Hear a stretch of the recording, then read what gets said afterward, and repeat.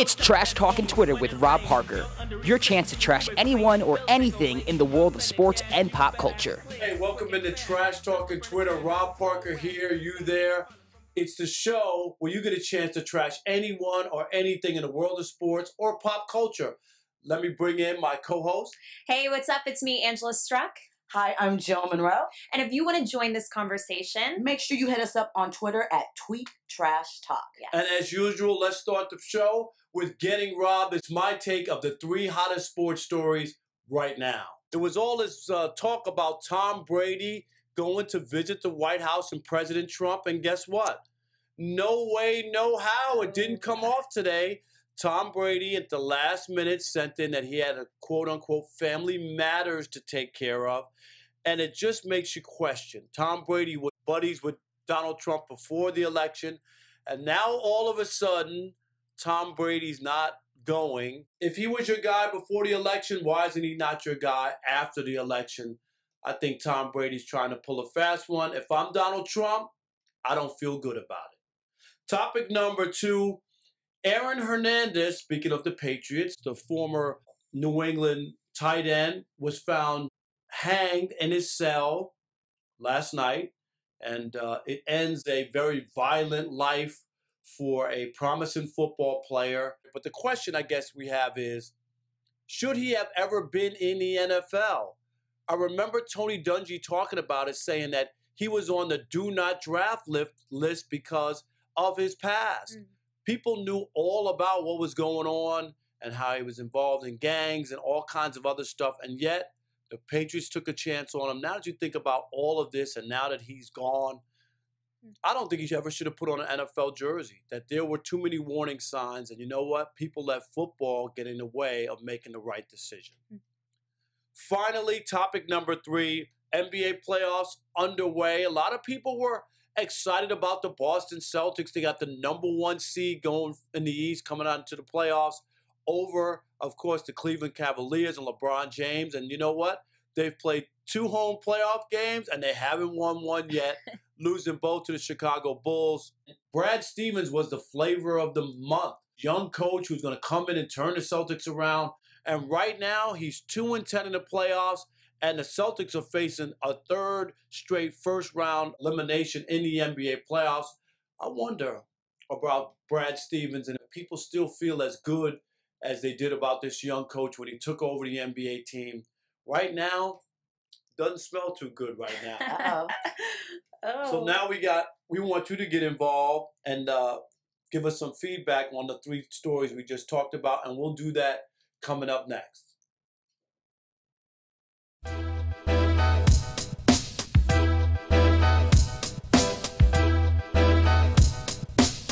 Sporty Cuts, hair done right. Trash Talkin' Twitter continues on AfterBuzz Sports. Rob Parker and the gang. I'm sure that Twitter lit up with some of my hot sports topics, and they aren't happy with me. Yes, a lot of Brady fans are not happy with you right now, Rob. We got a tweet that said, considering his mother has been fighting cancer all year and his father has skipped most games to be with her, it's legit. Okay, I mean, no, Brady didn't mention his mom, and I do know his mom is ill. Yeah. That could be a legit. I mean, to me, it's definitely a legitimate excuse, of course, if he needs to be there, but why so last minute? The timing. Why is he The announcing timing is this so like hours before the ceremony? So the explanation was that his parents traveled from California, where they live, and this trip happened over the weekend. His mom has rarely made it out to the East Coast, so he wanted to stay close and stick with them. But if she had come into town a couple days ago, why just hours before? I don't know. It just seems weird. I think he's avoiding the controversy. He had the hat in the locker. He didn't want to own up to it. So now it's sort of a balancing act of, oh, I didn't go to President Obama's, and now I'm not going to President Trump, so leave me out of it. And I think Trump has just gotten so messy over the last few months that now he's just like, I don't want to be associated. Oh, so this tweet was pretty good from Chelsea Collette. His mother has cancer, so yeah, I believe his story. Are you kidding me? Other players aren't going either. What about them? You going to call them out too? No, we already know. Yeah. We know they're not going, and they've given a reason. I'm just saying, in protest. you can't be that close to Trump and go golfing and all this other stuff, and then if I'm Donald Trump, I would be hurt. Yeah. That we're cool. We were cool before, and now all of a sudden you don't want to be in public with me. Even Giselle came out and said, remember the whole thing about that they didn't vote for him? Right, Remember that? Right. So maybe Giselle put her foot down. Maybe she said. Because in her industry where she is, I'm sure being a supporter of Trump isn't popular. Exactly. I would say. But you also got a lot about Aaron Hernandez. Yes. You know, you tweeted out about the fact that he's had a violent past and that this isn't much of a surprise. A lot of people agree with you and said Aaron Hernandez took a spot from people who had been dreaming about becoming an NFL player, and he took it as a joke. He wanted to be a gangster, but he died a coward. So that's apropos, right? Yeah. So I have an interesting take. A couple of people said, based on the scrutiny they apply to players nowadays, he wouldn't have made it in. One person said, if you have the talent, you should be given the opportunity to prove yourself ready to play, which they didn't believe in him. As far as his suicide, you know, there have been reports that possibly it's related to his appeal process, because there is a chance, because he's now passed away and it's happened with other high-profile cases, that the conviction for Odin Lloyd will be overturned. Should that happen, because it's an appeal process, in Massachusetts, his family can actually receive his insurance money that they weren't entitled to because he was jailed for murder. Yeah, and also, the $18 million lawsuit that Lloyd's family filed, the civil suit, goes away. Yeah, they can't get that money. So there's a lot of theories there, a lot of reasons. Should he have been given an opportunity?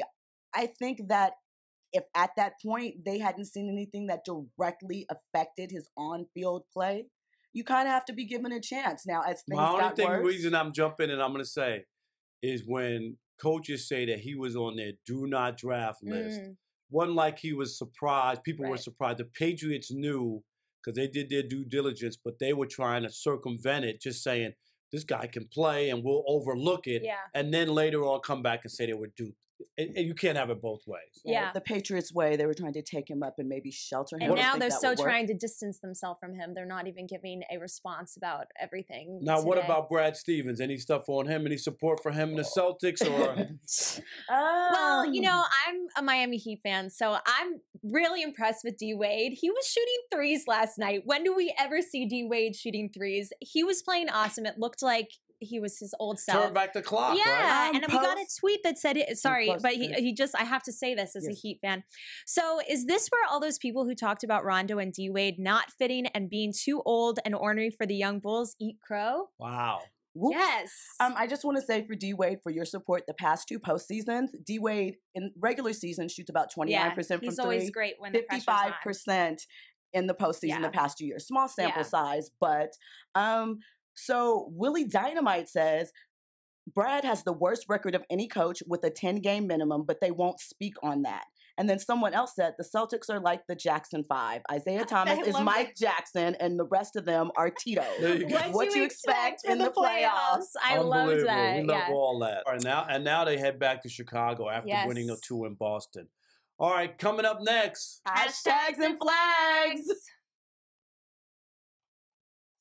What's up, party people? Roxy Stryer here from The Tomorrow Show with Kevin Undergaro. We're your twice-weekly broadcast of one man's midlife crisis and the mad millennials in Star Trek uniforms that follow him. And I'm one of those millennials, Lauren Lagrasso here. We've had some amazing guests like Russell Simmons, Ileana Douglas, and Craig Gass. Coolio, right? Christian Blatt in the house to tell you to go to thetomorrowshow.com to check us out. We're live every Monday and Thursday from 10 to midnight Eastern. That's thetomorrowshow.com. Be there or be square. Trash Talkin' Twitter continues. Now it's time for hashtags and flags.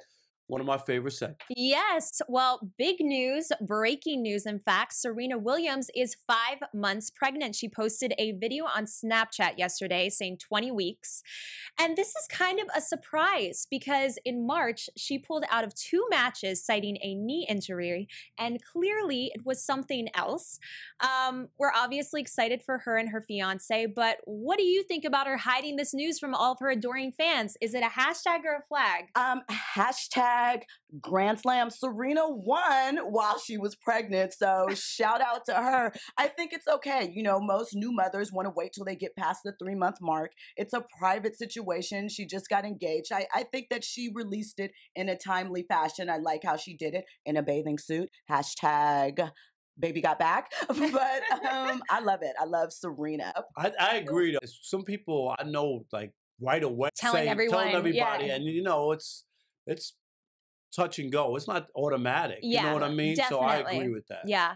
Did you guys do the math, though? She got engaged 5 months ago. She's 5 months pregnant. I don't know. Maybe she was pressuring him a little bit. A little bit? You know, could be timing. I'm pregnant. Here's the ring. Right. Maybe, I like it. or planned. Hashtag baby got back. It's a good one. So now we have to talk about breaking news over the weekend. Carmelo Anthony and his wife, Lala Vasquez Anthony, are separated, living in separate homes. And then TMZ came with the juice that Carmelo has a young lady pregnant, allegedly. So, you know, this is a familiar story involving So Melo's athletes. knocking down more than threes, huh? Yes. Yeah, apparently. Yes. Oops. You know, this one is very sad. They were such a great couple. They're such great parents. And I don't know, I'm very sad to see them split, but I can't say I'm surprised. I think we all kind of maybe saw that coming. And honestly, with all the pressure he's been dealing with from the Knicks and Phil Jackson, I feel like that definitely trickles into your personal life. You gotta make the right choices. Yeah. And I'm disappointed. You know, I didn't know he had another woman pregnant. TMZ claims that she's a stripper, but little exclusive, she's not. She actually is like, well, she just graduated from getting her master's from Northwestern. Wait, and that's where I went. Oh, gosh. Yeah, so they allegedly met in Chicago. We'll see what happens with this, how it develops. Lala was out yesterday without her ring, looking a little distraught. Melo was out too. Definitely a flag on that. Hashtag LeBron says that CP3's homie. Oh, gosh. Okay. Well, the next one up is Kyle Schwarber on Monday night's game in the first inning. This is a slugger for the Cubs. He hit a perfect textbook bunt down to third base. It's his first major league bunt ever. So hashtag or flag. Perfection. Yeah. Of course you want to see sluggers do what they do and knock it out the park. it's a lost art. It's hard to bunt. Yeah. It's not as easy as people think it is. You know, Yeah. to be able to deaden the ball and to stop it like coming at you at 95 miles an hour. So you know he was pumped about being able to lay one down like that. Yeah. But can we put a flag on the Cubs right now? Hard. Ooh, the Yankees, though, they're doing well. I'm hard to excited be about my legendary and continue that on. Yeah. Where are you? All over the map. The Heat, the Yankees. I lived in New York. I lived in Miami. I grew up in Miami, lived in New York. I went to Chicago for school. But the Yankees are balling. I will give you that. Yeah. Much more surprising than most people thought. Yes. Yes. Okay, so last up, oh, my favorite. we have to introduce the rant of all time so far from the playoffs. Memphis Grizzlies head coach David Fizdale had a little message for the refs. He feels like they're playing favoritisms to the Spurs. He said, and I quote, "I'm not going to let them treat us that way. I know Pop's got pedigree and I'm a young rookie, but they're not going to rook us." That's a new term. That's unacceptable. That's unprofessional. My guys dug in that game and earned the right for that game, and they did not even give us a chance. Take that for data. Take that for data. That was so good. I'm calling hashtag trash talk. I love it. But his players were so obviously frustrated. He needed to stand up for them and call the refs out on this. I thought it was great. I liked his energy. I liked the drama. I can understand why he was upset, but the other thing is you just gave your players an excuse on why they can lose the series, and you can blame the referee. Sometimes it's really... I don't know if you're going to do that out public. You might be able to say that behind closed doors. But to me, he just let his players off the hook. They weren't going to win. Hashtag lame. Hashtag win. They weren't going to win anyway. That is true. I was going to say, I don't know if this is a hashtag or flag, but he was hit with a $30,000 fine. Should have been more. There you go. All right. I'm against you guys on this one. I loved it. I thought it was I loved it. I'm the only one. I'm the old guy. Take that for data. That's what you say. All right. Appreciate it, guys. All right. Coming up next, it's our Blodgex, and Martin Weiss is not too happy with Tom Brady. Stick and stay for all that. Come on, Detroit. Stop eating those phony conies. What's in those anyway? Come on down to my new hot dog joint, All-Star Dogs, for the best 100% beef hot dogs in the city. Come on, Detroit. I'm Martin Weiss, and Blogjex is my opportunity to go off on something in the world of sports, and today, it's Tom Brady. Tom Brady is one of the most hypocritical people in football, for this reason exactly. He was the one who brought his Donald Trump hat, the Make America Great Again hat. He brought that hat into his locker during training camp at the start of the season. That's why his decision today to skip the White House visit that's customary for Super Bowl winners, that's why it's tone deaf. That's why it falls super flat. Because Tom Brady asked at the time, said he's been friends with Donald Trump since 2002.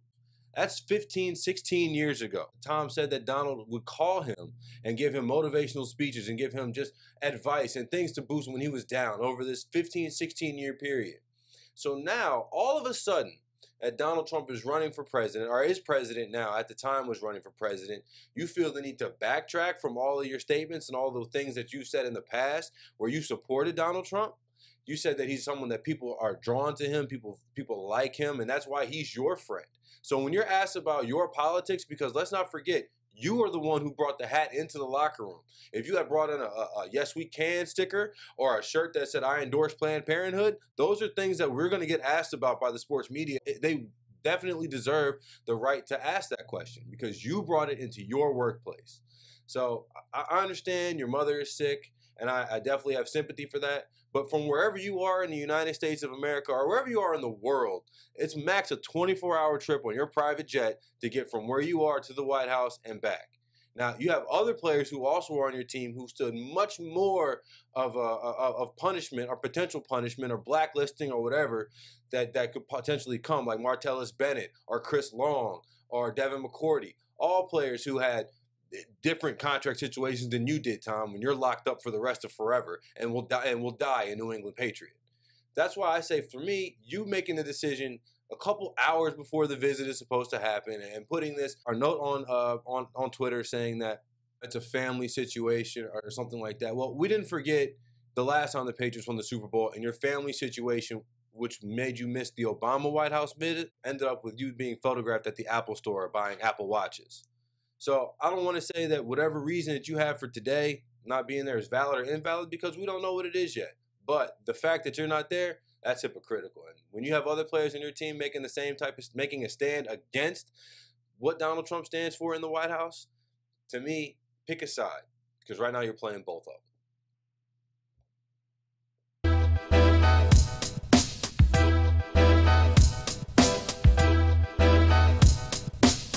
Sporty Cuts, hair done right. And now it's time for Chatterbox. Our guest today is former NBA vet Lindsey Hunter, played 17 years in the association, also was the head coach of the Phoenix Suns. Lindsey, thanks for joining us. Oh, thanks for having me, Rob. Okay, let's go to the MVP race in the NBA.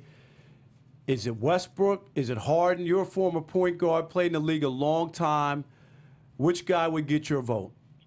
Oh, man, that's a tough one. They're both are having such tremendous seasons. Man, it's just I struggle with giving guys MVP awards that don't defend. I just struggle. Well, you were a great defender, so I get it, and one of the best on-ball defenders the NBA has ever seen. So I get that part of it. So who would you have to pick? You got to make a pick. Well, I'm going to go with Westbrook because he's a point guard.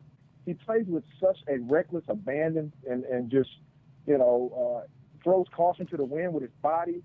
To see him hold up like this and go through an entire season the way he has, taking no days off, it's unbelievable. So I really lean towards him. And I know he hasn't been a great defender, but he does defend a lot more than Harden does. And just Harden's reputation of just watching some of the clips of him not even trying on defense. I struggle with that dynamic in giving him the MVP. And lastly, speaking of resting, the big controversy in the NBA, fans and, media people have criticized guys, LeBron James and others, and some coaches for resting players. A father buys tickets for his son, spends $400 or $500, drives 200 miles to see LeBron, and then he doesn't even show up or doesn't play. That makes it tough. Where are you on this resting of players? I think this kind of snuck up on the NBA as well as it did us because people started complaining more and more about it. And if you look back, even I think when I played, I'd see some guys sit out. It wasn't as epidemic as it is now, I just, it's a hard thing to understand, because watching some of the old footage of, you know, and I'm not one of those old NBA, because I love the game. I think the game is as good as it's ever been. So I'm not the grumpy old ex-NBA player that looks at things and goes, in my day, right. I think, you know, I'm not that type of guy. Get off my lawn guy, right. Right. I'm not that type of guy, but I just don't recall any of the past greats ever sitting out. And I know people say, well, it's a different time. I think Popovich rested his guys when Tim, you know, Tim was at the end of his career. Like, right. You could see Tim couldn't move some nights. So I understood the process of him, you know, trying to preserve some of his, you know, his energy to get to the finals and to win the title. And if the emphasis is on winning titles, then I don't see the problem. If I'm trying to win a title, I'm going to do whatever it takes to win a title. So, but Lindsey, where do the fans fit in, though? And what I'm saying is, I say this borders on consumer fraud. You know, like, come see LeBron James and the Cavs, and you got a bait and switch. And now I get there, I pay $400 for tickets, and I'm watching the B team. Yeah, I get that part of it. I get that. And I just think they have to clarify some of the rules and put something in place that if this is going to be a part of how the NBA proceeds, then there has to be some type of legislation in which says, you know, these are the forms you have to fill out. It has to be a legitimate reason or something, because I don't see how you can stop a coach from, you know, saying, okay, one of my guys, and even if you do put some type of legislation in to kind of guide it, how many times you can see a player say, okay, he has a thigh bruise. No, my calf is sore. Right. There's no doubt about it. This is a topic that's not going to go away because fans aren't happy about it. But, Lindsey, we appreciate it. Lindsey Hunter, assistant basketball coach at the University of Buffalo. We appreciate your time. And, Lindsey, we'll see you down the road. Coming up next is our weekly poll. We have a question for you. We also have the results from last week's poll. That and much more. Stick and stay for Trash Talkin' Twitter. Come on, Detroit. Stop eating those phony conies. What's in those anyway? Come on down to my new hot dog joint, All Star Dogs, for the best 100% beef hot dogs in the city. Come on, Detroit. Trash Talkin' Twitter continues right here on AfterBuzz Sports. And now it's time for our weekly poll. Last week, the poll was about Tom Brady. Yes, who else? You know, the GOAT said that he thought he could play for another 6-7 seasons, but you guys did not agree. The results were 83% of you said that he cannot play for that much longer. He's got another 2-3 seasons in him at best. That's right. He's going to be 40 this coming season. Yeah. Come on, Tom. Yeah. He's going to have to, get over himself. Time to go home. So this week's poll question, and you can find it at Tweet Trash Talk, is if the Clippers don't advance, is it time for Doc Rivers to go and this team to be blown up? I mean, I think so, but let us know what you think at Tweet Trash Talk, and we'll give you the results next time. They looked good last night. Right, but they have to do more. They just can't barely get out of the first round. Yeah. People are expecting something. With all the talent that they have there with the Clippers, they were supposed to do something. Doc's already won a championship. So this is big time for the Clippers. Yes. And for Doc. Exciting. All right. We'll see you next week. That's another episode of Trash Talkin' Twitter. I'm Rob Parker. Don't forget to put those cans out to the curb. We'll see you next week.